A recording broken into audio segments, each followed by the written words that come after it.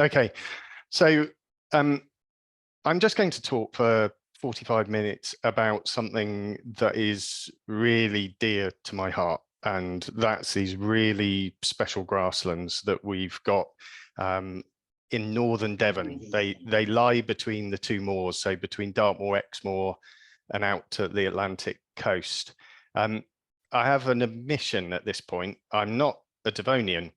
Hopefully an honorary one now. I grew up on the Mendips, and I went to agricultural college in Cannington, so in North Somerset, and then down to Devon into Seal Hayne in the mid-early 90s. And it was then that I first came across Culm grasslands.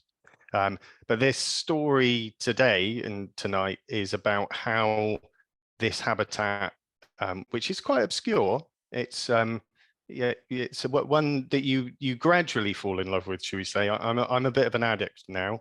How we've taken that obscure habitat, really put it on center stage, moved it from a position where it was really declining in extent, was treated really as waste ground, relatively unloved, and put it firmly on the road to recovery. So this was my first scene of Culm grassland, which was back in the mid-90s. So Seal Hayne, I had a year industrial placement, and I was privileged to work for Heartland Heritage Coast Service and the Tarka Trail, and also Northern Burrows. So I did that for a year. In fact, I actually met my wife during during that time. She loves Culm grasslands as well, so that's lucky. And part of my during that industrial placement, these people that I was working with were talking about this mystical thing called Culm grassland. I'd never heard of it. I grew up on the Mendips, on these carboniferous limestones, wonderful habitat. But I was now in an acid environment. There were very few people there. It felt really wild, and yeah, it was something that I quickly fell in love with, and the sorts of species that you're able to find there were amazing. It's got a feel in many places as if you're in the uplands. So it's quite confusing. You go there and you think, God, well, this is a lowland environment. So what on earth is this special habitat that I'm finding? Here it's Bursden Moor. It's a site of special scientific interest. I was doing some work there on the recovery of Culm grassland after burning. So burning management within farming. I was there during some of the winter period, and just on this road, I saw merlin flying past, so one of our smaller falcons. There were hen harriers, so there's a really great hen harrier roost in the area, so they're overwintering in this northern Devon area, but also short-eared owl. These are species, well, apart from short-eared owl, I'd just never seen before. It was like, wow, I've come to this amazing place where I can just see these species. And yeah, I was sort of on my own in the wild, so it was stunning.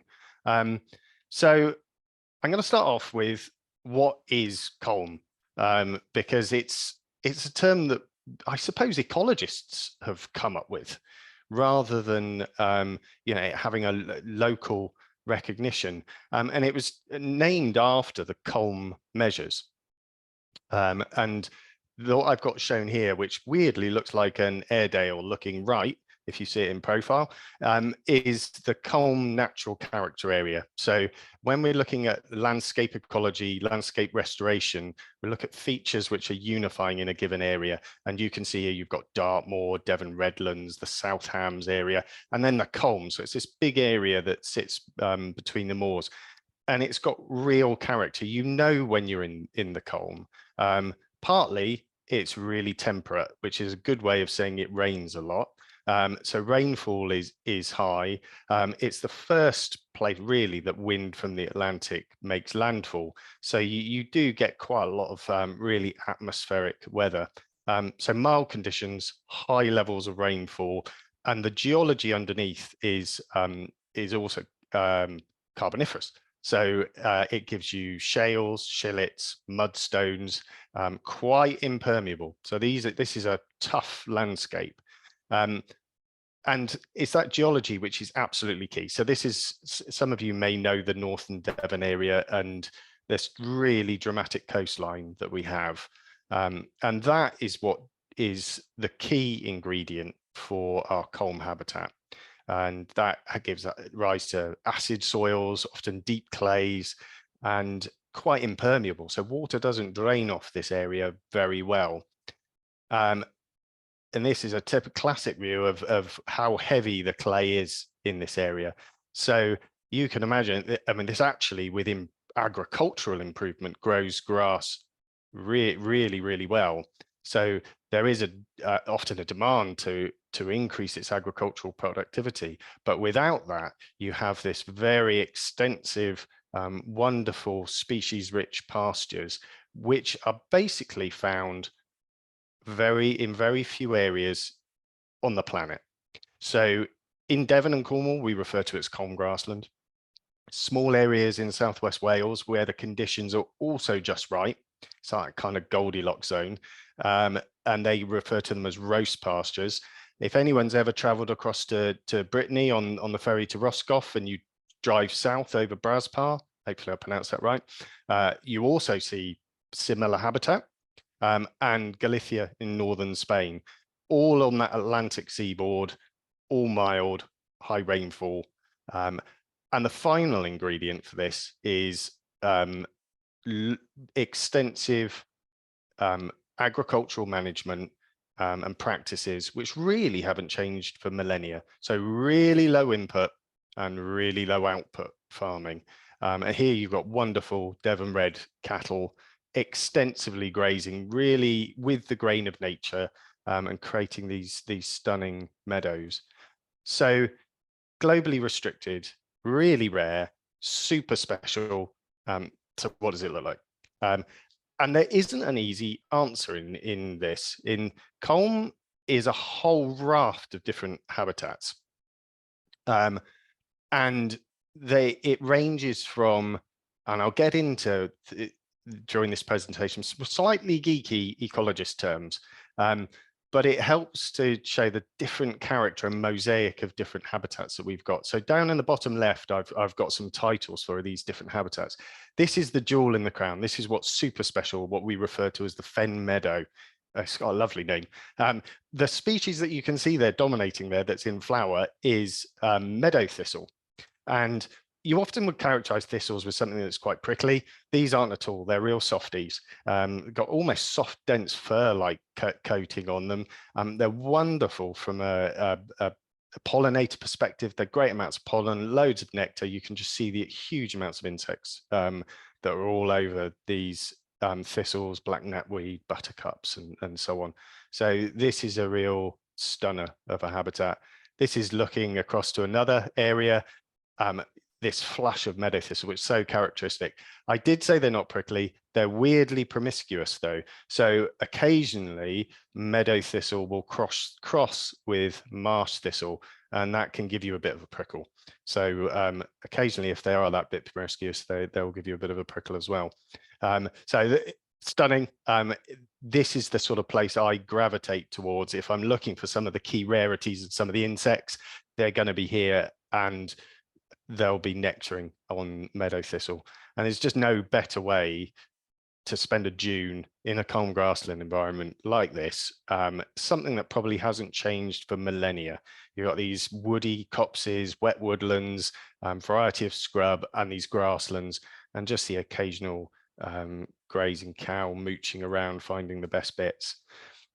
They then grade into, generally, if land is a little bit, perhaps a little bit more acidic, not so well draining, it turns into something more of a rushy pasture.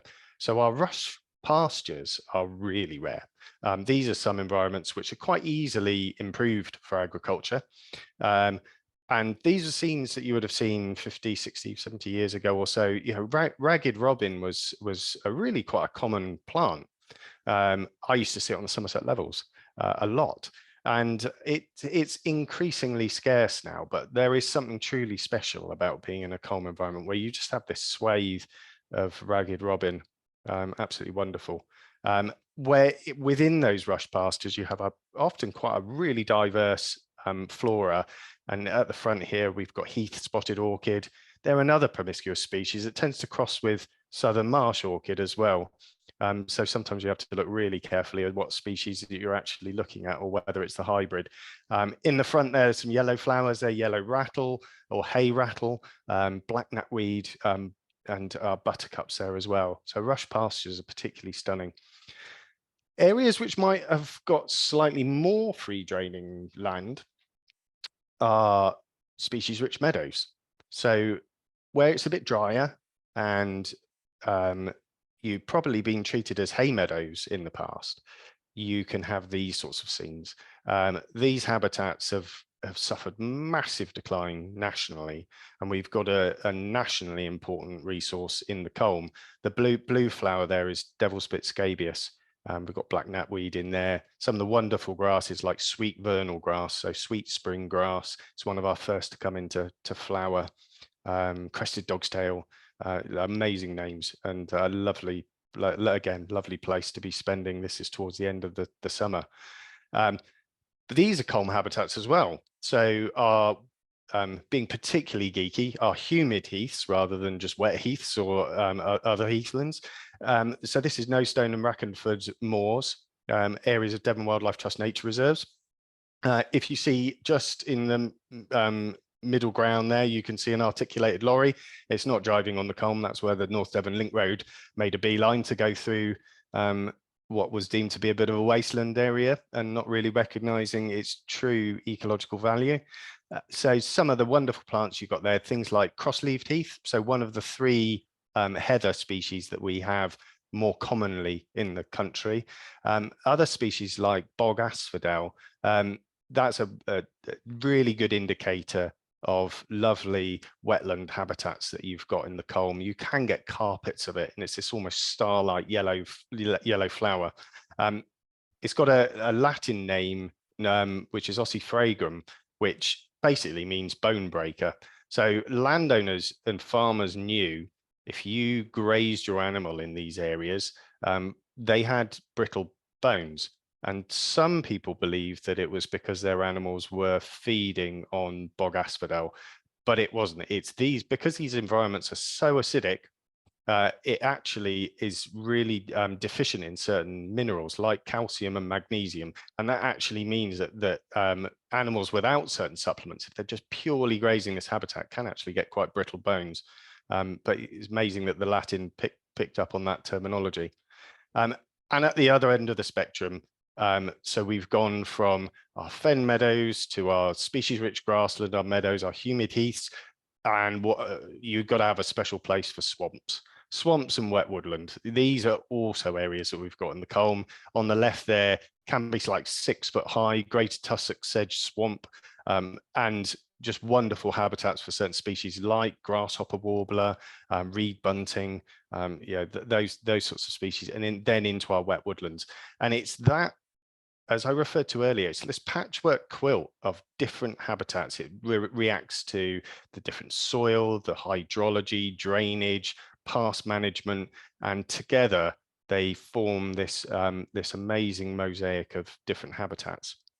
I'm just going to give now a window onto some of our nature reserves. So early on, really, in Devon Wildlife Trust history, Culm was recognised as something special before it was put centre stage, and we acquired sites. So this is Dunsdon Farm, which is one of our flagship biodiversity sites that we have.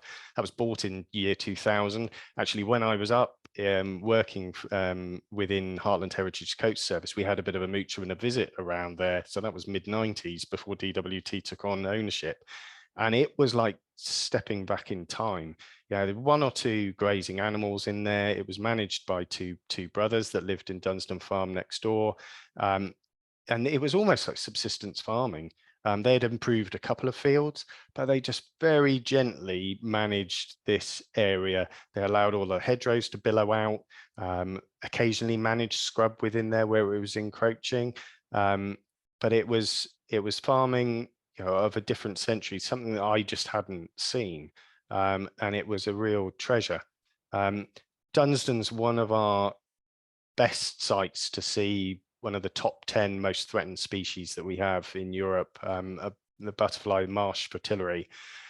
Here's female on the left, egg laying. If you look closely, there's a cluster of little yellow eggs. Male on the right. It's also got another name, which I don't use, which is called the greasy fritillary. Definitely not an ecologist that made that up, because it's not the most endearing of names. But as they grow older, they do develop a bit of a gloss and a bit of a sheen on their wings, from this sort of almost like Persian carpet to being a bit more greasy, supposedly. But yeah, we won't be trying to rename that anytime soon. So marsh fritillary is extremely rare. It's very threatened. Some people say, well, it's a bit choosy. It's a bit of a fussy eater, and that's why it's struggling. It's true that it is quite a fussy eater, but historically, its food would have been everywhere, and the conditions would have been absolutely right. And it's just through our management of these landscapes, through agricultural intensification, that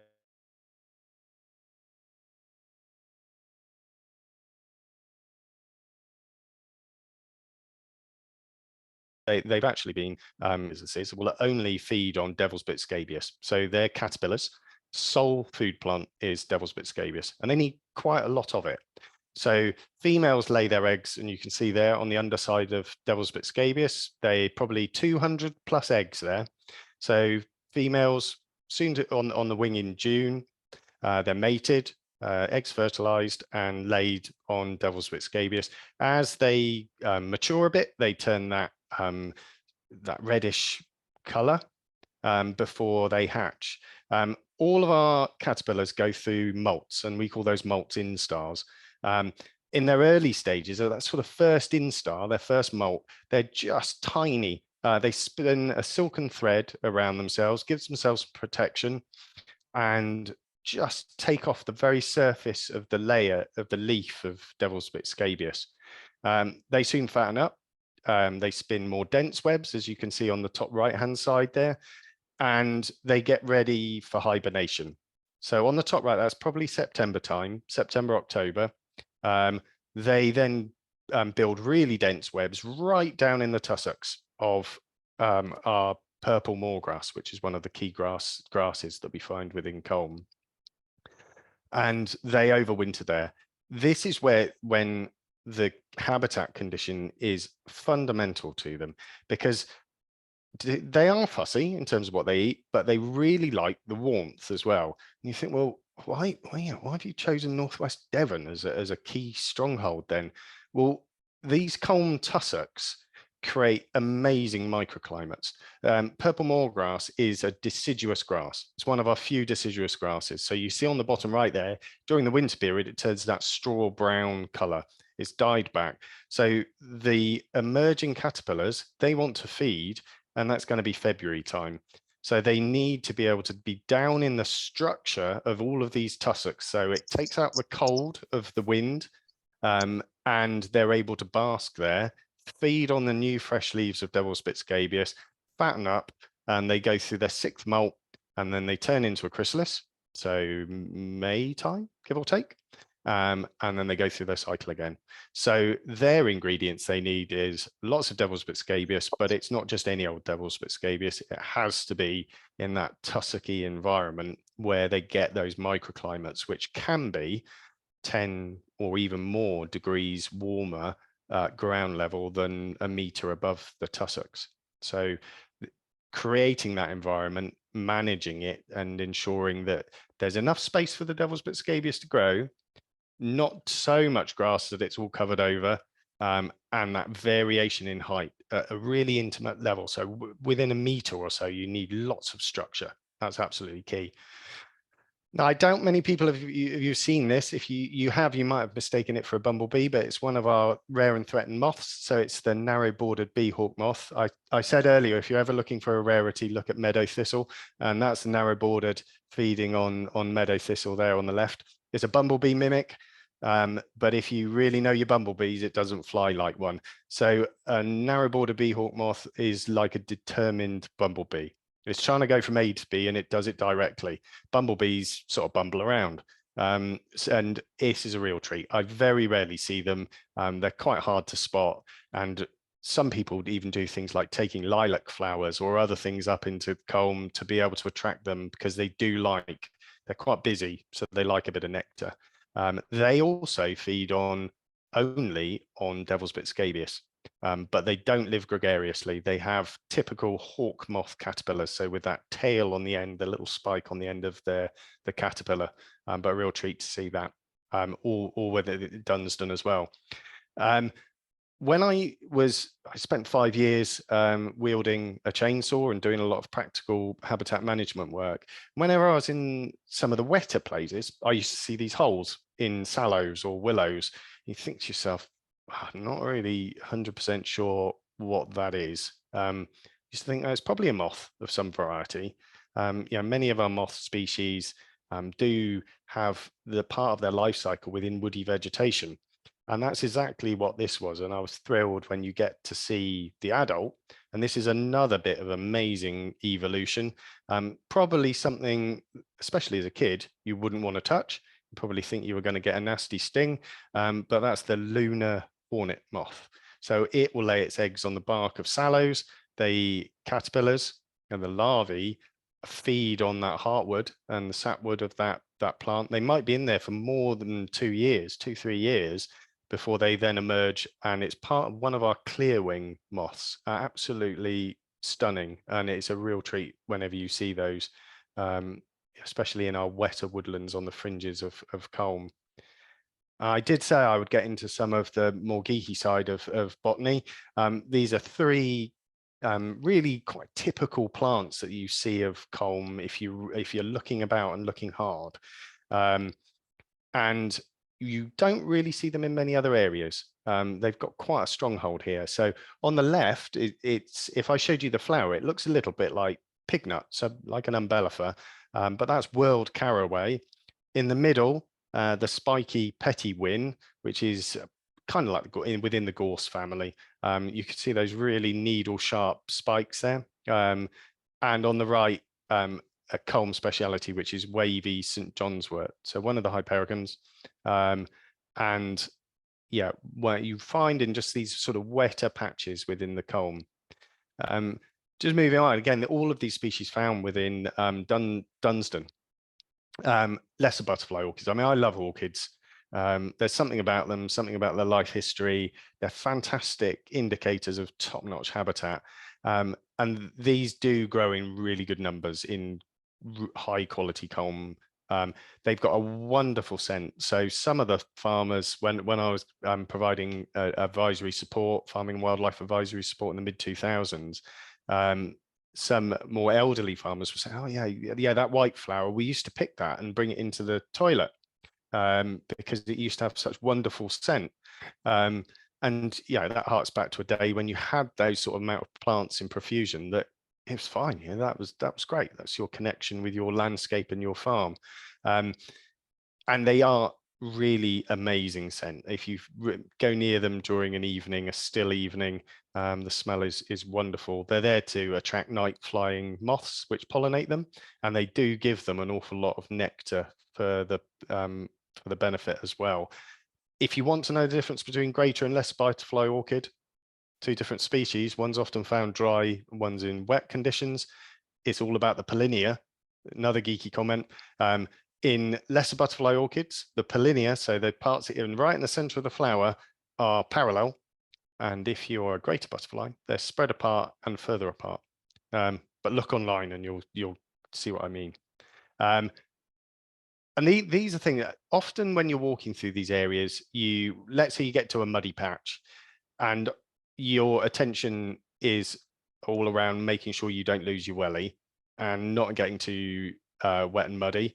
Those are some of the places to really stop and watch, because there are things like fairy shrimp and super rare species like this, the 3-lobed water crowfoot. This is not found really in many other places in the UK, very rare. And it's just the sort of place where you break your attention because you're looking to make sure you don't fall over and come a cropper. But these are what we call a bit of a mud crawler. They like these temporary ponds and pools around gateways that are a little bit muddy. And yeah, it's a real treat to see that. When I was putting this presentation together, I looked through some of the image files that we've got on one of our drives here at DWT, and I couldn't believe it because I came across this species, which was at Dunsdon. And it's called hazel gloves fungus. It grows and lives on ancient hazels. It's really typical of temperate rainforests, areas that we've got, let's say in the Dart Valley or up at Marsland. And yet here at Dunsdon, we've got this species that loves those temperate climates, old growth woodlands, and they're living on some hazel. So I just thought that was a treat when I went through, and surprised that I found it.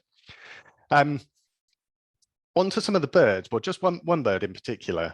Often we talk about some of the larger species, or the species which are quite charismatic, like barn owl perhaps, and they do thrive within in the Culm. Sparrowhawk, I talked about hen harriers earlier that overwinter, but this is a real treasure, and it's the willow tit. The Culm is a stronghold for willow tit, and within all of our wet marshy sites, especially with older trees which are starting to die back, they suit them perfectly because they excavate their nests in dead and decaying trees. And so having that ability to excavate that really soft, punky wood, if some people will use that term, that's perfect for them. And you see here on the left, in terms of its graph, this is fantastic work that RSPB's done to track their population. They have been in really steep decline since the 1970s. But the Culm area is still a stronghold. So the map on our left-hand side here, the blue areas are sites which were previously had willow tit records that were resurveyed, where they were resurveyed and there were no willow tit present, they remained blue. When they were resurveyed and willow tits were present, they were red. And you can see that area, don't know if people can see my cursor, but up in northwest Devon, you can see that is a critical stronghold in the southwest, and across really the whole of southern England, before you get up into the Midlands and the Pennines, when their populations start to pick up a bit. They are notoriously hard to identify. So there is another species, the marsh tit, which looks very similar. And another geeky comment. So between the two, the easiest way of telling the difference between them is on their call. And another one, Google this afterwards. But I think it's amazing when you read bird identification books and they try to describe phonetically the sound of the birds are making. But anyway, marsh tit is described as an explosive sneezing pichu, and then occasionally with a d at the end. However, willow tit is more nasal, and yeah, I'm not even going to try to say it, but yeah, have a listen online. When you're in wet woodland around Culm and marshy areas, you may well catch a glimpse of willow tit. You're more likely to hear them. So yeah, familiarise yourselves with some of the names. So that was a bit of a treat around Dunsdon, and on to Meath. So we acquired Meath in 2013. It had a former life as a ball clay quarry, and this sits on the River Torridge, just north of Hatherley.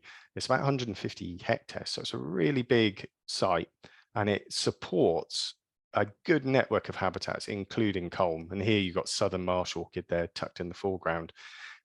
These are really exciting places because they've had their historic mining life. So for well over 100 years, ball clay was mined from Meath Quarry. It's an internationally important resource as a clay product used in ceramics, paper making, all sorts. So it was really high value. But there is life after quarrying. So what you're able then to do is, through sensitive management, removing some of those industrial features that were there historically, revitalize these areas. And because they haven't had all of those, that nutrient, the reseeding, and a lot of the agricultural inputs, the bounce back is really dramatic and quite quick. And it's now nationally important for wood white butterflies.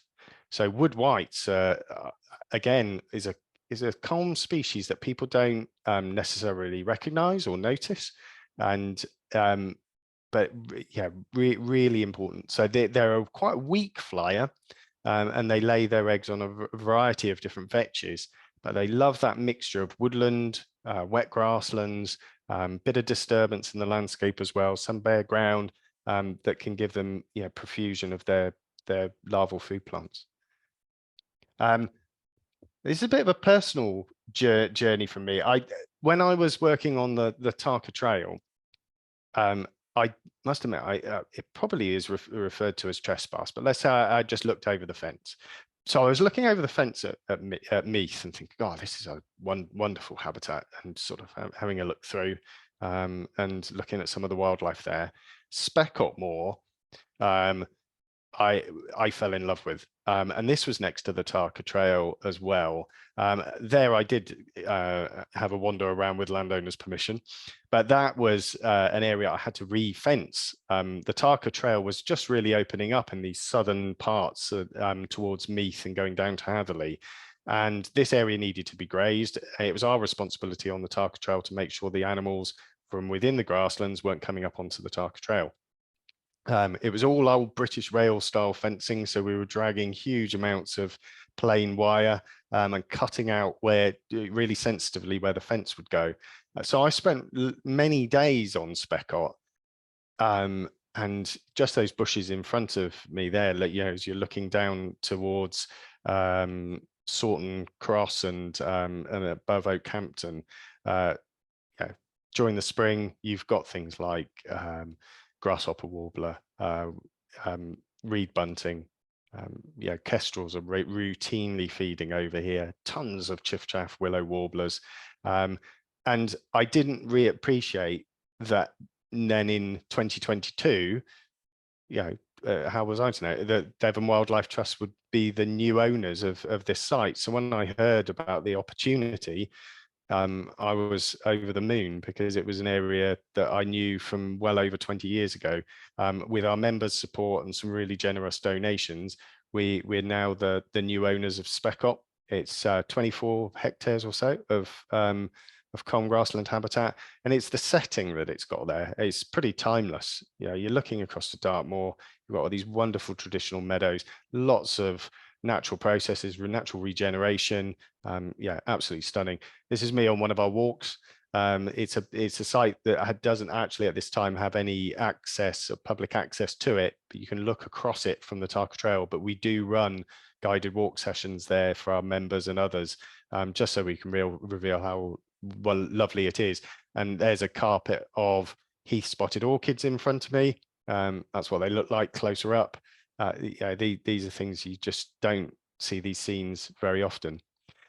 But in our wider work, I mean, I've had the privilege of being able to support a wide range of farmers, landowners across the Culm, and just occasionally you come across new sites that weren't known about or recorded, but have been in really sensitive, sympathetic management for a long time. This one, again, quite close to Speckot, and yeah, wonderful site, sort of 30 hectares of land, which is of site of special scientific interest quality. And there's a big thumper of an orchid over there on the left-hand side, which is Southern Marsh orchid, looking very healthy. And just thinking about the wider landscape within the Culm, so sort of almost stepping out of Culm grasslands themselves, but species which really rely on this more extensively managed area. And I can't go without many presentations without celebrating brown hair streak butterflies. They lay their eggs on blackthorn. They overwinter at egg stage, so this is a great time to see them on young blackthorn. They just dot one or two eggs that are almost like sea urchins, that you can see there in the middle.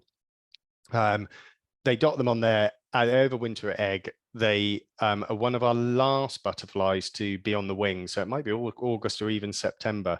but they fatten up as their larvae that are almost scale-like as a caterpillar. You wouldn't believe they even had legs. So over on the right-hand side, super cryptic, they just look like tiny blackthorn leaves, and they're feeding on blackthorn, fattening up before they get on the wing. They are a rarity, and that's for one reason, and they absolutely shouldn't be. They overwinter on young blackthorn. So it was the advent of efficient hedge cutting through flail that was always cut during the winter period, and brushing up along the sides of those hedges or tidying up those bits of blackthorn that are creeping out into the fields, that really was their demise, and dramatic reductions. And what we want to see is not the hedgerows on the left there, which are really relict hedgerows. They're not really performing any function. They're not useful for the farmer. They're not useful for biodiversity. We should be looking at many more hedgerows like that on the right hand side. So that's one of the things that we advise with over all of our advisory work. Is one of the best things you can do for wildlife is have those dense bushy hedgerows and those network of habitats that surround them. Here at Wooder Farm, actually, but out of the Culm, but I love the photo, which is us doing some traditional hedge management. And having that on rotation is just perfect for brown hair streaks.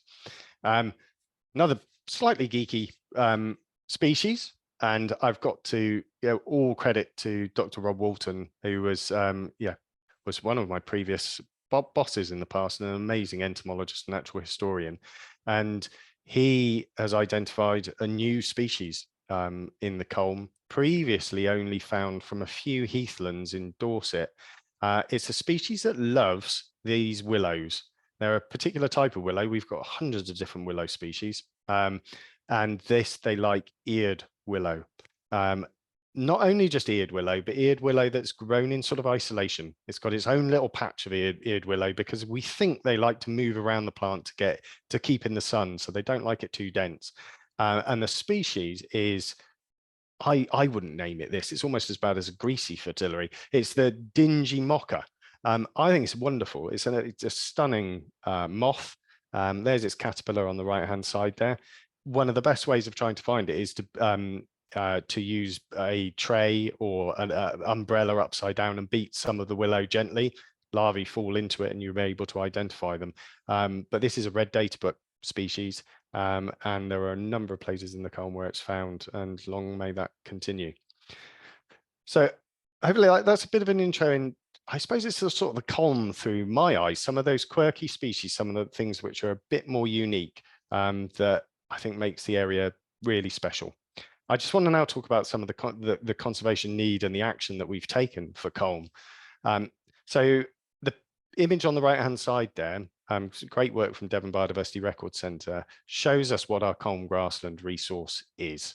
So we have a little under 600 recorded sites, give or take about 5,000 hectares, just over 1.5% or just below 1.5% of land area. That image shows the scale of the challenge. And that's made more difficult because many of the Culm sites are under 5 hectares in size. So we know when sites are smaller, there's more impact from whatever's happening around them. They're quite easy to lose. We don't necessarily notice them being lost. They don't necessarily function as well as larger sites. If you're a marsh fritillary, you like lots of devil's bit scabious. If one place isn't quite right for them, they want to move on to another field or another site. So we've got lots and lots of small sites. We desperately need to keep hold of what we have, but we need to strategically increase the connections in the landscape and the size of these areas, which is absolutely crucial. So just in one slide, that kind of shows you partly how great it is that we still have this area of Culm grassland, because many of our other lowland grassland habitats have been lost, but the scale of the challenge in terms of being able to restore them into really fine health. Most of the loss of Culm grassland has been a recent one. So many of our other grassland habitats started to be lost post-agricultural revolution. Within the Culm, much of the loss happened after the Second World War, and we've got this amazing resource that was taken from I think the American Air Force, which overflew much of the area after the end of the Second World War. And you can look down on this area. Right in the middle here is Burston Moor. If you can see my cursor, when I was taking the photo earlier, looking across to Lundy Island, my car in that view was about here. Burston Moor is much smaller than that now, but you can see all of those networks of runnels, small streams, ditch networks. Yeah, a large proportion of that habitat back then, or that landscape, was Culm, about that much. So give or take about 50%. It's currently at that level. Now, most of you will watch that would be, oh gosh, that scale of loss is tragic, which it absolutely is. But this is as good as it gets. This is, let's say, 10-15% of that land area. It's been lost because of intensive farming. There's a lot of Sitka spruce plantation in that area. But the positives are we've still got that resource there. If you were looking at lowland species-rich grasslands in Somerset or in Dorset or further afield, that might be down to 3%, 2% or 1%. So the fact this landscape's still got 10% to 15% is some of the foundations that we need to rebuild from. And I talked about some of the reasons for losses. This is a site you're looking across actually to Sawton Tor. And this sums up some of the problems of Culm in one slide. And this is what greeted me when I started in my work in Working Wetlands in 2008. Some areas had been ploughed and improved for agriculture. Other areas actually had been abandoned. So you've got intensification and abandonment in one slide here, and another area planted with Sitka spruce. So this was previously a site where some of our last curlew were breeding, marsh fritillary were there. And that was, although rare in that time, sites were still being lost. Historically, reasons for loss as what I referred to as, we didn't value these places for all that it provides us, in terms of biodiversity, flood risk mitigation, as a water filtration resource, for carbon sequestration. So instead, when we wanted to do things like build new roads, like the North Devon Link Road, actually that was cheap land. You could make a beeline for that because it's cheaper. You're not going to meet so much resistance. Purchase cost is far less. So if you ever look at a map, you can see the North Devon Link Road swings right round to pick up the No Stone and Rackenford Moor, which are now sites of special scientific interest, from one end to the other. And that's what it does from an ecological perspective. This is an award-winning photo that was taken of No Stone Moor, and it just is so symbolic of how a site can be divided by change and by road developments. But the 80s saw a lot of change in the Culm area because suddenly a value was placed on these habitats and really just poorly conceived subsidy payments. So overnight, there were payments for flax and linseed growing. You didn't actually even have to harvest it, which was shocking. But the value of the money that you would receive for planting these crops was significant. So the value of land increased. Land was being passed and sold. It was being cropped, often not successfully. And that spelt the really dramatic sudden increase in Culm grassland loss. And at the same time, you had that twin pressure, increase in intensity of management. And actually, these areas are really tough. They're difficult to manage. They're difficult to incorporate into modern farming systems. So the gate got closed in many cases. And what made the Culm so special is that mixture of different habitats drifted towards something that was less dynamic and a younger woodland environment. And the balance is upset through that. So as I said, that period of especially subsidy change in the mid-90s, that spelt really substantial and radical increase in the loss of Culm. And we experienced 61% loss of sites outside of special scientific interests. So this was the time that Devon Wildlife Trust and a range of partners wanted to put Culm on the map. It was like, this is something internationally important. We've got a responsibility in Devon, in Cornwall, Southwest, to look after this, to put it high on the agenda of policymakers so that we can keep hold of it and that rate of decline is halted. And first thing is, well, what have we got out there? We had to create inventories. We had to get out, we had to survey these areas, find out what we've got so that we can properly put it on the map. We had to roll out the big guns. So this is Paul Gompertz, one of our previous chief executives. And I think this must be about 1990, 92, around that sort of time. This is No Stone Moor. The slightly sinister chaps in the back of there are security, but there's a very young faced Pete Chamberlain, who's now county environment manager. And I think that the two people there don't need to be introduced. This was about putting the Culm grassland right center stage and highlighting just how special these environments are. And it really did work. And I hope our now King remembers that visit, and also Sir David.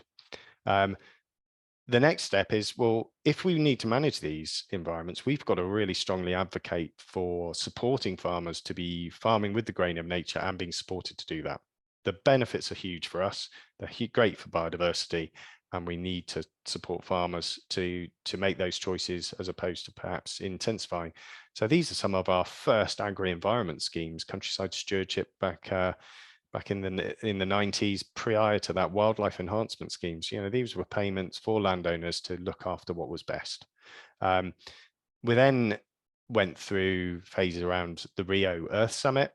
That led to biodiversity action planning, identifying what were so important for us in Devon and at the national scale, so that it could attract funding and support to reverse its fortunes.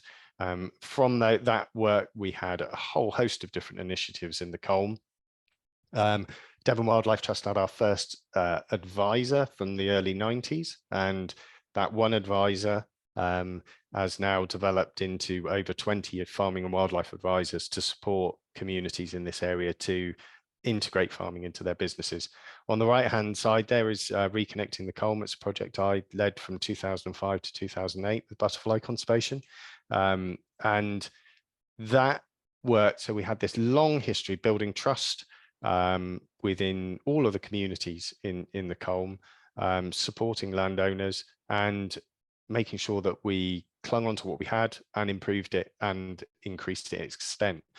And in 2008, there was a real step change in the level of support. Tubney Charity Trust supported us. We went up to 5 advisors, and I was privileged to be project manager. We focused on core areas in the Culm and were able to draw down substantial agri-environment support. I think it now stands over £10 million from that period to now of agri-environment support, which has enabled landowners to continue to look after these habitats. We've generated support from Southwest Water and their upstream thinking program. So this was really radical. This was in 2010, when a water company recognized that they could influence land management on land outside of their ownership, which was really important for their assets, which lay within them. So if you have a reservoir within, or a water abstraction area within a landscape, and you can improve the quality of water that flows into that reservoir to reduce your costs in terms of water treatment, then that makes absolute sense. So it's using natural processes, natural solutions to some of our problems, rather than pouring chemicals in or other ways of treating our water. We should be supporting landowners to alter land management practice to ensure that we've got reliable water supplies.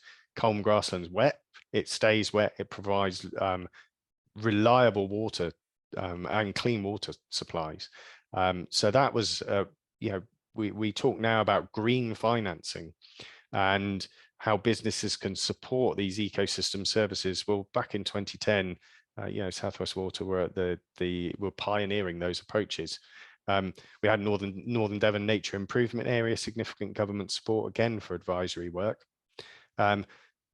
we've also gone through various iterations about how do we target our effort best. So understanding if you do have only finite resources, where is that best spent? So can we make sites bigger, better, more joined? Where is that best happen? Through Southwest Nature Map and now Nature Recovery Network Map, we've got the tools to be able to help inform a lot of our advisory effort and where we target some of these resources. And rather than show that on that sort of theoretical mapping process, let's look at a landscape. So this is Mesh or Moor, or Mesh or Moor, depends if you're local or not. This is one of our nature reserves up near No Stone and Brackenford. So Meshore is that nature reserve there. And that sits within a landscape which is productive in terms of providing us with milk and our dairy industry. But it's also got a lot of Culm grassland habitat. Many of those are threatened. So that's all of our Culm grasslands that we've got in that area. And you can see how fragmented they are. And they are at risk. They could be improved for agriculture. So the first thing you do when you're working at the landscape scale, look after what you've got. So Mesh or Moor, as a nature reserve, we manage it. It's grazed with cattle. It's there to be overflowing with wildlife that can propagate the landscape around it. So you get the conditions right there, look after the species that you've got, like marsh fritillary populations, and enable them to move in and colonize other areas in the landscape. So these connections are really important. So you see there's quite a linear area of Culm grassland there. You've got to treasure those places. You've got to look after them because they enable species to move through. They're not going to want to go through that field of perennial ryegrass that the yellow arrow is in. They want to go through the culm. That's where the flowers are. There's areas which are semi-improved. They've had some degree of agricultural improvement, but you see the colors different. It's not that verdant green. It's a little bit browner. It's not as productive farming wise, but it's fantastic for wildlife. We need to look after those and improve their health. And we've also got other features in the landscape, like this big area of Sitka spruce. So perhaps there's places where we can do some radical changes in land management to improve the health of that area. And most importantly, landscape scale management, it's not just about those areas which are most wildlife rich. We recognize in this place, we also have to produce food, and it's high quality food. So it's making sure that how that field is managed isn't having an impact on the habitats around it. So really sensitive and careful use of any fertilizers, preferably none. And really thinking carefully about how we work with nature to ensure that's productive, but it doesn't impact negatively on the land around it. We've supported landowners and the communities around those areas with a whole host of projects. Capital Works funds here putting a water borehole in to enable grazing after we've cleared a lot of Sitka spruce plantation. Testing and trialing new machinery. We've now got specialist machinery which we use on our nature reserves, but also within land which is privately owned around. So this is a super low pressure tractor which enables us to get into some of these culm areas and assist landowners in managing them.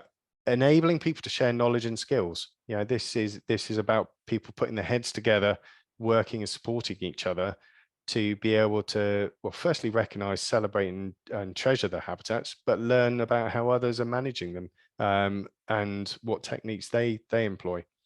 And I did say about this, the Sitka spruce earlier, and this is something I was closely involved with and started right back in 2005, is can we harvest that area of Sitka, make sure that we've got high quality timber that comes from there, that's used for construction, paper, whatever it might be, but restore the habitats that it was once planted on.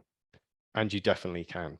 So looking at good data in historically, the 1947 aerial photos, we knew that those areas of Sitka were planted on Culm grassland with landowner support. Saying, well, actually, you could harvest those, generate the income from that, but then with agri-environment scheme support, manage those in the long term to start connecting this landscape up and build that connectivity and biodiversity value. What you can't see right on well, may just catch a glimpse of it, looks like a small square there. That's about a 20-ton tungsten mulcher. So it's like a big bulldozer. So after all of this timber was taken off site and used, you then get left with a lot of stumps. And you don't want to give someone who's managing an area of land with grazing or machinery a lot of stumps that they have to drive over all of the time. So with government support here, we were able to mulch all of those stumps, get that down and level, and watch what happens. And within a very short space of time, you've got this amazing seed bank, which is just waiting to get going. And the next year, or literally months after this Sitka spruce comes down, you've got this Culm grassland environment coming back. And it's got most of the characteristic species there, some that are a little bit absent, but we can bring those in because they're connected to all of the other sites around. We do need, though, to be able to restore and recreate other areas of land. So those semi-improved areas that I was referring to earlier. And we, with landowners in the area and farmers, have started to hone some techniques which are now being used at the grand scale. So this is an area called Afton Moor. It's quite close to Meshore, semi-improved, not too high nutrient levels.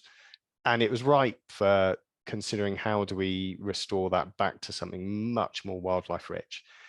So first thing to do, and this is all around bringing new seed in and allowing seed to germinate and regenerate and creating the right conditions for it. It's called green hay sowing.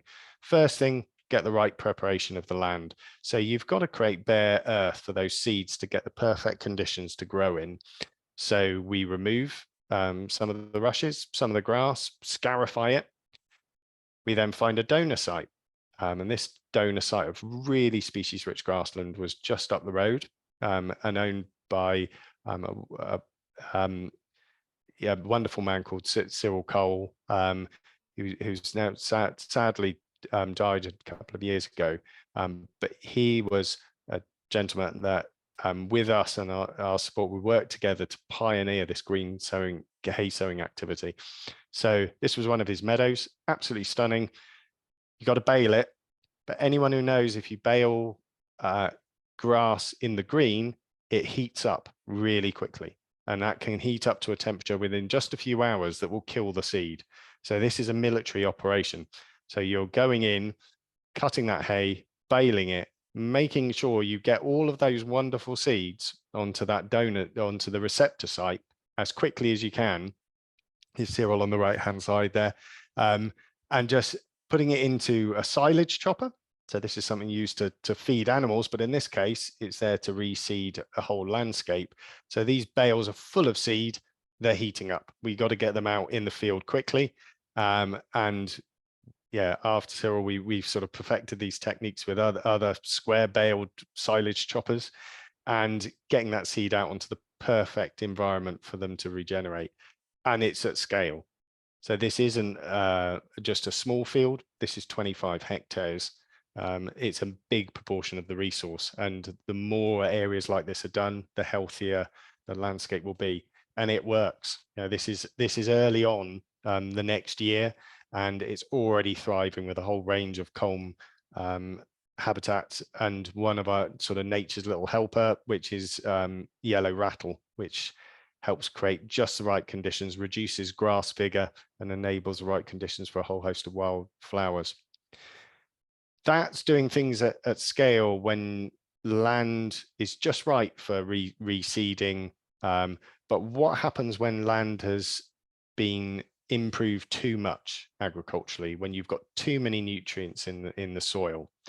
In very, very specific places, we've gone the whole hog in terms of being able to recreate culm grasslands. So before, we're looking at restoration. This one field is probably in one of the most strategically important areas in the whole of the culm landscape. On the right-hand side is Dunstan Farm, National Nature Reserve, our nature reserve. On the left-hand side there in the red is our nature reserve as well. That one yellow patch in the middle was in private ownership, and it had been sown for winter wheat for a number of years. And the new landowner there said, actually, let's work together. Let's see how we can create something that will connect this landscape up. And this is very, very targeted work. This is not something that we would look to do over large areas, but in these very specific locations, it's the way that you can create that connectivity. So we actually stripped 15 and 30 centimeter horizons off the top of that soil where they were most nutrient rich. What we did with that, created new hedgerows, all Devon's crisscrossed with hedge banks. So we created these new hedge banks, planted native trees and whips on top of those hedge banks, and oversowed that area. And that's the result. So that was a year later, and we've created not a culm grassland habitat, but a species-rich neutral meadow, which creates that stepping stone between both sides of Dunsdon Farm. And it's been a roaring success. Landowners are absolutely thrilled with it. It's now really bedded in. It's probably 8 years ago now. But it's one of those projects and programs where everything comes together at the right time, with the right landowner, the right demand, the right seed supply, the right weather conditions. We've got a wonderful hedgerow network. One field that was one is now 4, and it's full of wildflowers. So definitely hope. There are so many projects that DWT and partners have led in the Culm, but I just wanted to take a snapshot really of just one of those projects. So from 2016 to 2021, we worked with a range of partners to look at how we can improve natural flood management through creating and restoring culm grasslands. We've talked about how special they are and what their function can be in terms of improving flood management and water quality. And I thought just these statistics, which I've got here, when one of my team members provided them to me, it was just like, and that was just one project in 5 years, and it was, yeah, gives you a lot of hope. So yeah, I can't actually see that statistic, I'm afraid, because I've got a bar that goes right to it. But yeah, 95 culm grasslands, hopefully that says restored. 32 new wildflower grasslands recreated, working with 277 different farmers. That equated to nearly 1,200 farm visits. 46 kilometers of river positively influenced through the land management that we're supporting either side of or adjacent to those rivers. Lots of new fencing to support sustainable grazing management. A lot of volunteer time. You know, DWT can only do what we do with the dedicated support of a real band of dedicated volunteers. That just for that project alone, 1,500 volunteer hours on wildflower seed harvesting, managing scrub, creating the right conditions on these areas. Nearly 400 of those round bales that you saw earlier were harvested and used to create new grasslands. And this was mind-blowing to me when I saw it. 1.4 tons of species-rich grassland seed was harvested and then used to create new grasslands. That's absolutely mind-blowing. Lots of workshops, lots of ways of sharing knowledge, skills, and creating the catalyst for these sorts of activities elsewhere. So that was just one project, and I'm just going to end on a few slides, which is right at the most radical end of the spectrum, and yet there are a few presentations that I give away I'm not going to talk about. Can I say my favorite rodent? Yeah, I probably can. So beavers. So beavers started off in Devon Wildlife Trust, and our work with beavers in the Culm.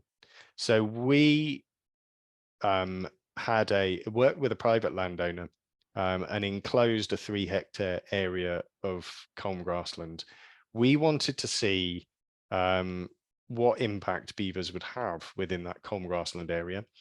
It was an area which had been very, very extensively managed, but there was a lot of scrub and wet woodland encroaching in, and we wanted to see just what beavers could do. The reason why I've got that picture on the right hand side there is to remind me to say that these are keystone species.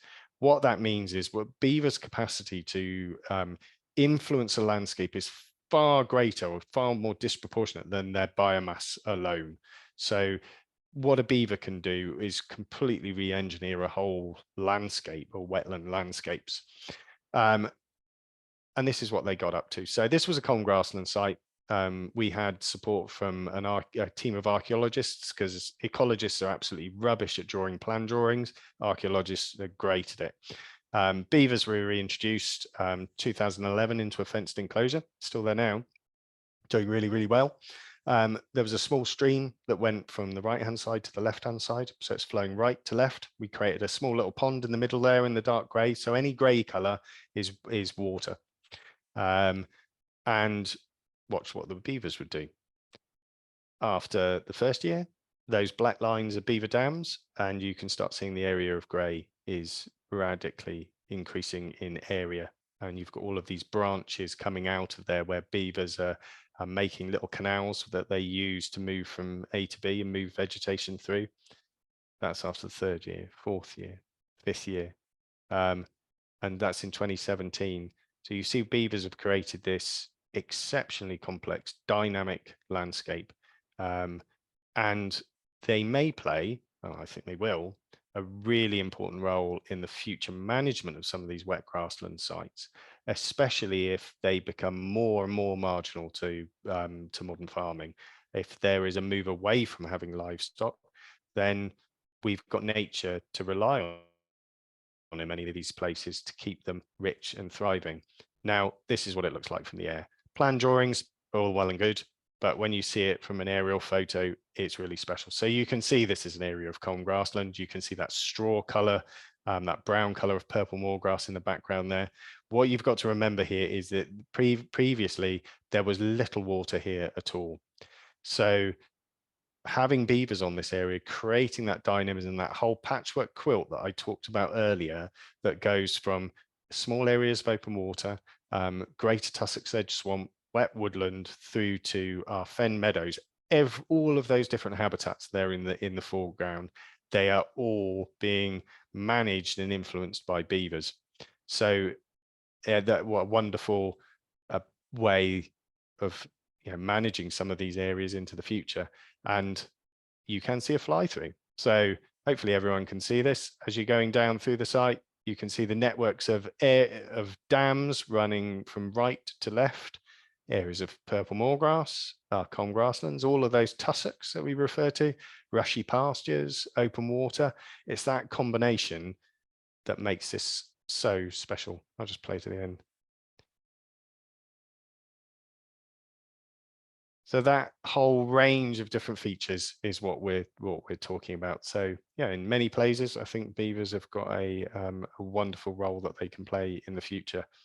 I'm just going to end on that side. I think we're going to have 15 minutes or so. I probably talked over time, Zoe, but just to say we'd love your support for our work on our Culm grassland sites, our 13 nature reserves that we have in the Culm that we've developed over all of those years, going back to when we first recognized how special these areas are.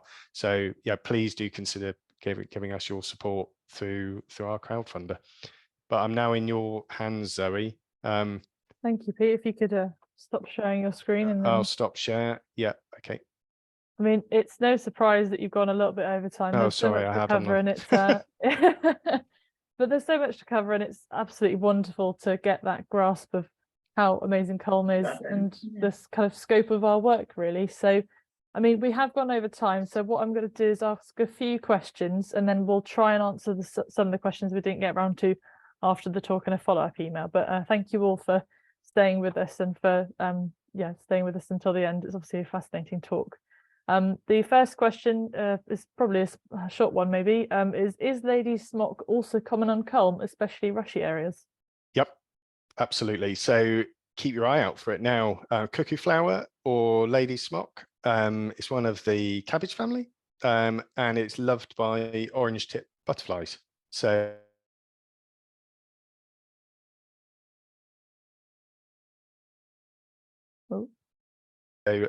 yeah, have our butterflies out, and yeah, especially when you're driving the A30, some of those routes around the moors, and you look across to the Culm, sometimes you just see these carpets of that sort of lovely sort of lilac-y shade of white. Stunning. Lovely. Someone also pointed out that they have a pair of willow tits in their garden Tavistock, so that's absolutely wonderful. Stunning. Do let us know if you've recorded these willow tits, because we'd love to hear about them. Yeah, they do occasionally come to feeders. So do marsh tits as well. So, and they are fiendishly difficult to tell apart. So yeah, have a look online or listen to them. Helpful nature. They do respond to calls as well. So you can download some of the bird calls, and it's a good way of playing them because they will react back, especially when it's breeding season. There you go. And learn something new every day. The next question is, how old is the culm? Is it in the more distant past, or is it kind of closer, or is it kind of more recent due to things like deforestation and farming? Really good question. So it's an ancient habitat. Since the retreat of the glaciers and the last ice age, that would have been an environment that you would have seen in this northwestern part of Devon, and in amongst it would have been native herds of ponies, aurochs, other species that would have been grazing those habitats before humans and agriculture started to have more of an impact. So yeah, ancient, and actually the most extensive farming techniques, and those that I talked about at Dunsdon, just mimic a lot of those natural wilder processes that would have been there in the past. Wonderful. And we got a lot of kind of questions around what we need to do in the future to kind of protect culm. So I suppose one of the key ones is, do you feel elms is going to deliver on for Devon's habitats, culm and others? Really good question. I do hope so. It's our support for nature-friendly farming practices from the government is fundamental. We have to have a really good agri-environment program. In the past, in days of common agricultural policy, it's about £3 billion that was, I think, per annum, that was provided for agriculture and rural development support. The more that's directed towards nature-friendly farming practices, the more rich our landscapes will be. If we don't, there is a real risk that these areas will either be abandoned or their management will change, and that would be tragic. At the moment, there are elements of the elm scheme which are positive, but we feel the bar is set quite low, and we would like to see far more emphasis on being able to support advisors, because ultimately schemes work well when you've got really high quality advisors that are able to support and work alongside landowners as partners in the process. And there seems to be a gradual drift towards more prescriptions, or perhaps things which are online and not advisor supported, and that would be a real concern. Well, that's very well succinctly put, and I think also it's worth kind of pointing out that kind of we have a lot of blogs on our website about the kind of current situations around elms and other kind of farming initiatives and what really needs to happen. So there you go. I'm afraid I'm going to have to stop it there, but as I say, I will try and answer to some of your questions because there were a lot of them. Thank you very much to our lovely audience. And yeah, as I say, we'll try and get around to them after the talk. But in the meantime, I'll say thank you to our audience. Thank you to Pete. Obviously Pete alluded to our crowdfunder, some of the rewards to our crowdfunder also involve walks on our lovely nature reserves that include Culm, grassland, including the Speckled Moor Nature Reserve, which Pete rated so highly, and I've visited myself and it's absolutely wonderful. So Pete will be doing that tour himself. So if you're interested, then take a look.